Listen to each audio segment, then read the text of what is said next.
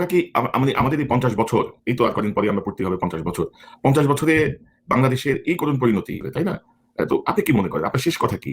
এই দেশ, এই জাতি সবকিছু মিলায় এই মুহূর্তে করণীয় কি? বা আমরা কি করতে পারি? আস্তে আস্তে বুদবুদগুলো জমা হচ্ছে। ইনশাল্লাহ সহসাই বাংলাদেশ একটা নতুন ডাইরেকশনের দিকে ধাবিত হবে।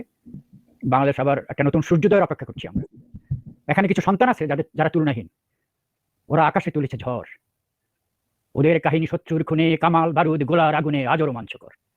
এই দেশ স্বাধীন করেছে যারা, তাদের মতো আরেকটা নতুন প্রজন্ম থেকে আরেকটা গোষ্ঠী বেরিয়ে আসবে। আর বর্তমান তরুণ প্রজন্মকে আমরা বলতে চাই, তোমাদেরকে আমরা স্বাধীনতা উপহার দিয়েছি, আজকে তোমরা মিছিলে নেমে আসো।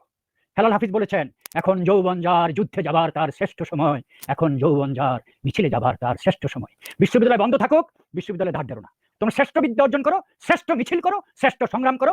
তোমাদের পরবর্তী প্রজন্মের জন্য এমন একটা বাংলাদেশ উপহার দাও, যাতে করে শতাব্দীর পর শতাব্দী এই দেশটা মাথা উঁচু করে দাঁড়াতে পারে। শিয়াল কুকুরের মতো বেঁচে থাকার জাতি আমরা নই। দক্ষিণ এশিয়ায়, ভারতবর্ষের ভিতরেই আপনার 30টা জাতিগোষ্ঠী আছে যাদের নিজস্ব ভাষা আছে, সংস্কৃতি আছে, ধর্ম পর্যন্ত আছে। শিখরা স্বাধীন হতে পারে নাই, কাশ্মীর স্বাধীন হতে পারে নাই, আসাম স্বাধীন হতে পারে নাই, শুধু বাঙালিরা স্বাধীন হয়েছে, তার মধ্যেও মুসলিম বাঙালিরা শুধু স্বাধীন হয়েছে। এটাকে আন্ডার এস্টিমেট করার কোনো কারণ নেই। এই জাতি কাউকে ক্ষমা করে না। সুতরাং এই জাতির সাথে বেয়াদবি করে, জাতির অধিকারকে ক্ষুণ্ণ করে, জাতির ক্ষতি করে আপনি বেশি দূর আগাতে পারবেন না। It's a matter of time. That's my last one. তোমরা যা অর্জন করেছো তা তুমি নিজ হাতে অর্জন করেছো, আল্লাহ তাআলা কোরআনে বলছে।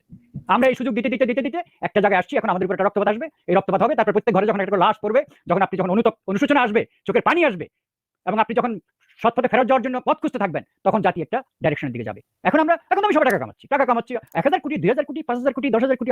আমরা একটা ইলিউশনের ভিতরে আছি, একটা ঝিলকের ভিতরে আছি। কথা বলছেন? একটা মরিচিকার ভিতর দিয়ে পার হচ্ছি আমরা। এই আবেশটা কেটে যাবে। ওকে, সুনার এই আবেশটা কেটে যাবে। আসছে, সময় আসছে। আমার কাছে এই দেশটা প্রথম। I love my country, that's it. আমার দেশকে যে 12টা বাজাতে চাবে, আমি তার 14টা বাজাবো। অস্ত্র দিয়ে পারি, শক্তি দিয়ে পারি, বক্তব্য দিয়ে পারি, লেখনী দিয়ে পারি। I am not going to spare them. আমি একাই 100, I M a single man army. আমি সারা জীবন একাই ফাইট করছি। আমি কোনো দলেরও না, আমি কারো বেনিফিটও খাই না। ঠিক আছে? সো এগুলা these are things on record. খোদা হাফেজ, সবাই ভালো থাকুন, দোয়া করবেন। জি, ধন্যবাদ শহীদ ভাই। দর্শক, এতক্ষণ আপনারা যারা এই অনুষ্ঠান দেখলেন, এই বিডিআর হত্যাকাণ্ডের এই 12তম বার্ষিকীতে, আশা করি আপনাদের কাছে অনেক কিছু স্পষ্ট হয়েছে। দর্শক ভালো থাকুন, আবার দেখা হবে ইনশাআল্লাহ।